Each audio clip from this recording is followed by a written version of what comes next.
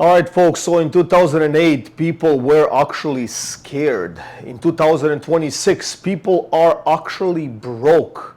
And that will definitely spiral, and we're definitely heading, in my honest opinion, into much worse than 2008 because there's definitely no leverage when it comes to jobs, when it comes to savings. People are completely broke. However, most people are pretending, and I will get into that. I'll get into some stories that I had with friends, acquaintances, and stuff like that. Like, I just don't understand. I'm just trying to figure out what is in their head, right? Because all this time, it's that, and you heard that before, fake it till you make it, right? Like, and I believe sincerely that people are somehow addicted to recovery. Like in the few years, the addiction for that particular recovery comes from, like, I don't know what, like, but it doesn't come from their actions. That's for sure, right? So I'll get into that, but let's get into the key differences. So the key differences between 2008 and 2026 is the debt level, right? Like in 2008, household had much lower debt versus 2026. Canadians are at record household debt, HELOS exploding, their visas are maxed out, people are struggling, and yet that mindset of that recovery being like literally, I wrote it down, like it's like people are addicted to recovery. That's the sentence. And that, like, I'm starting to definitely feel that. Nothing wrong with being positive and taking action, but just being addicted, like, I don't get it. So mortgage structure is way worse now than it was in 2008. So in 2008, most people did have a 25-year amortization. Now the extension, because of all the pressure, we're hitting into 30, 35, 40, who knows what, right? And if we go back, like, not many people are touching, some are, but not many are touching into, secondary mortgages, secondary and thirds and privates, right? Like, that's a complete different can of worms. It's unlocking completely different debt levels, and some of those are not even shown on paper, right? So that's something that everybody has to take into consideration.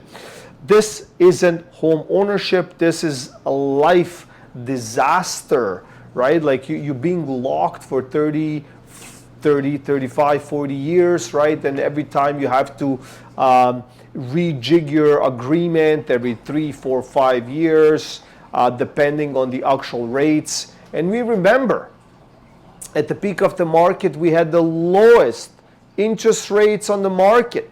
And even the bank was saying, this is the lowest it will ever be. And they were not lying, they were right? It's like, can you read between the lines or not? Now, obviously, the things have changed, and the entire wave of mortgage renewals in 2025, which was last year, in 2026 and ongoing, is going to be record high and is going to create more stress, 1,000%. I would also like to add the fake wealth culture, right? That not many people are talking about, but you remember commercial ads, libraries, whoever you spoke to, whoever you had a conversation with, they had that mindset. Fake it till you make it, manifest stuff, right? I will borrow and I'll get out of it. I can acquire. And I mean, the sentence is completely true if you really decipher it. Fake it till you make it, right? So, but it's fake. So are you going to make it or not? It's entirely up to you. But now, when the debt is actually knocking on your door and people are revising your agreements with higher rates, and the ratio is completely off, and job supply is low, income might be the same, but it cannot cover what that particular lifestyle, right? So now people are still addicted to that recovery, because now the addiction is like, I don't want no negative news. Like, why are you saying negative stuff? Like, I'm in the positive mind. Like, I will manifest. Listen, if you don't pay your mortgage, they'll take your house. You can manifest till you want, which requires manifestation, requires action in a direction. You cannot sit, which people did for a long time, for maybe 2.5 decades, right? In Canada, maybe around the world, just manifesting, but the action wasn't theirs, right? The actual economy was pushed in that direction, and they were just going along for the ride. Some made it, some didn't. Some had the opportunity, but they dug themselves a bigger hole for no reason. It's just to kind of compete with one another in the market, which triggers the ego, and then the ego is not that manifestation, so it kind of cancels itself out. So that particular book or books don't work, right? Just by saying it will be okay, it's the start, but if there's no action behind it, I don't know, like, you figure it out yourself, but it's not good. Anyways, jobs are not safe like in 2008, and even though there were triggers, there were huge triggers, there were huge resets in 2008, 2026 is definitely feels heavier, feels like it's on a bigger scale for so many reasons. So AI replacing roles. I know some of you guys are, out to lunch and you don't believe it, and that's fine. I get it, right? Because you have a comeback. Like, we went through a internet phase and we were fine. We went through an industrial phase and we were fine. We went through all kinds of phases and we were fine. I get it, but artificial intelligence, it's something different, right? Because with everything else before, it was an A to B intelligence that we were kind of controlling, programming, pushing, adjusting, controlling, however you want to slice it. AI can create a language that we cannot even understand.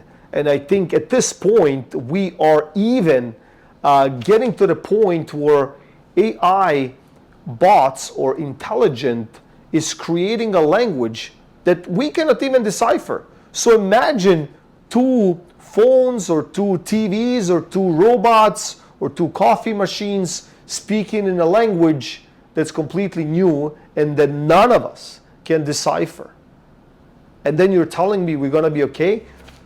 We're already being replaced, whether we like it or not. Some are being replaced on a smaller scale, somebody faster, slower, whatever.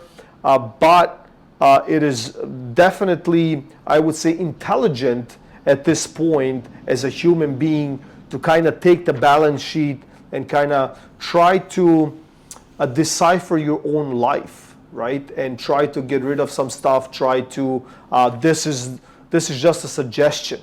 Like, you don't have to do anything that you don't want to do. All I'm saying, like, it's a suggestion. Since you're already watching, and while you're at it, please click that subscribe button. It will help the algorithm, and somebody else might see the video and might help them, right? So let's dive into the next point. Housing prices versus income. Like, this is completely obvious. I mean, like, a household, like we're talking, times 8, times 10, times 12, times 15, depending on the case, right? Income versus the actual household value and stuff like that. So it just doesn't make any sense, right? So if you go into the rabbit hole of actually trying to have your down payment act in good faith, right? So I mean, it's a falling market. I mean, like, are you going to give the money and then that money will kind of disappear along the way? It just doesn't make any sense. And then you're trapped. Like, is it a 25-year amortization or is it a 40-year amortization, right? So if you're buying it at 40 or 30, if you're buying that house, when are you going to pay it off? When you're 70 or 80?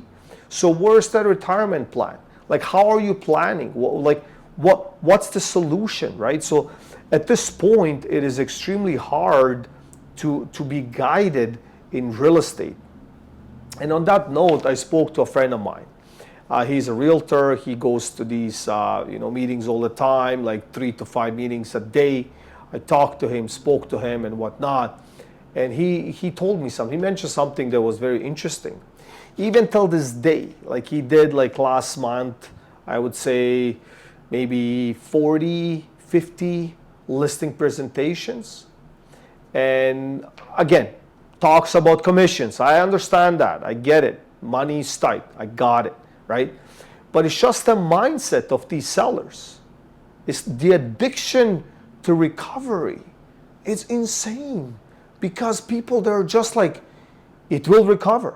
It has to recover, right? Which brings me to a next point that I had a conversation with my friends. But the list price for their current property, as my friend is saying, they're like way off. Some are off by 10 to 15%, some are off by 20 to 25%. It's like I don't want to give in because I know it will recover. Like, okay, like, you know what I mean? So my friend, unfortunately, is not getting as many of these listings because he's being realistic, right? So it is what it is. I don't know what to tell you, but it's just crazy out there. Inventory is quietly building up. Listings are rising. Pre-con investors stuck. Assignment market is completely dead, and sellers panic pricing. So it's completely different, right, than what we had in 2008, right? Like everybody was obviously affected, but there's a difference. Like we feel it. Like most of us now can even smell it in 2026 because in 2025 they were like, okay, like it's about to come. It didn't come. 2026 is knocking. Here we are. Now it's the time. Well, I don't know. In my humble opinion, it's not. So talking to the friend, as I mentioned before, and I just had a conversation a few days ago, and we're sitting, and it's just like a beautiful atmosphere and stuff like that, and we're talking, they're watching my videos, and I know you're watching now, and I want to thank you for the conversation, but you know what they kept telling me? The one word or sentence they kept saying all along: relax, bro, relax. This is Canada. We're gonna be okay. And I'm thinking to myself, okay, fine. Why? Like just tell me why. Like we're not arguing, just tell me why. Like, I mean, if you tell me why, then maybe I can understand. I can change the tone or change a mindset or whatever, drink hot Kool-Aid, I don't know. But tell me why, right? And they kept dancing around that relax mode, but nothing concrete. Like to tell me this, and this, and that's it. That's the solution. We just have to be patient. I would say, respect. I got it. I understand. But there's no substance. It's like it was more like, like I even said that, like it's more fear. Like and every time you kind of start pushing that button, the subject changes towards like, oh, I'm thinking of buying a new car because, I don't know, like I just feel like it. I'm like, okay, like, can you afford a new car? Well, I don't know. It's just, the banks will give it to me anyways, right? Like every time I go in, like they have a suggestion that they should increase my line of credit or Visa or stuff like that, right? Like, I don't know. Like, are you seeing that in your bank? Like I know I have. Like every time I go in, like they have a program for me, like a debt program. Like they want to suck me into something like, here's another 100K, here's another 300K, here's another Visa. Do you need this? You need that? I'm like, no, I want to get rid of my debt, not accumulate more. But anyways. So then the response was like, at the time I even wrote it down. I'm like, that's exactly what I mean, because in 2007, if we can remember clearly, America or American United States, we're saying the same thing. Hey, man, we're Americans. What can go wrong? Are you kidding me? And then in 2008, they crashed. That's exactly what the Irish homeowners were saying. And we exactly know what happened. This is exactly what Japan was saying in the 90s, and they still did not recover, right? So we saw the part of that in the 90s. And then adding to the 90s correction, adjustment, crash, recession, however you want to call it. I spoke to many of these folks, extremely respect, right? Because they went through that stage, right? And they told me, like, look, man, at that time, like you could not find a job. At that time, you could not find subdivision to work in. Like, it was just extremely difficult. And 99% said, hey, I went through it, and this exact time smells exactly like it. 100%, right? So if you're from the era of the 90s, if you went through it, please comment. So everyone will see. I don't delete my comments. It's just there. Everybody can comment. We can all learn from each other. So please comment below. So why this is different? Like, let's get to the bottom of it. No saving buffer. Ladies and gentlemen, max death, high rates, no buyer demand, job risk, inflation, pressure, right? I'm not an expert, but we know they have to housing market, and then the interest market, and then we have the inflation, and that's how they kind of have to balance it out, right? So at some points, they just, flick it like a switch and it's off and we go off cliff. Sometimes it's a slower burn, which they like to call soft landing. So it's still a crash, whether it's soft. It's just like the agony, like every year, like it keeps chewing you. It keeps going into your savings or whatever. So it's just something to think about, right? So people do laugh most of the time when I'm amongst friends and people and acquaintances, as mentioned before, when I say, hey, we could be actually in trouble. I'm not like an expert, is above my pay grade 100%, but like I'm just making these videos. Correct me if I'm wrong. Like I said, like maybe I'm missing something. But usually they say, don't worry, man, Canada is rich. We have this and we have that and we have resources and we have so many things. And I always wonder, how do we benefit from that? Like, you know what I mean? What's a direct benefit, right? So I don't know. I hope you gained some value out of this video. Please subscribe, share it, like it. It helps the algorithm, helps me, helps us on the channel, helps the channel community move forward. And we're nearing the 6,000 subscriber mark. We're at like high 5,000, so almost 6,000. And let's get to 10,000 subscribers quick. And I will see you in the next one.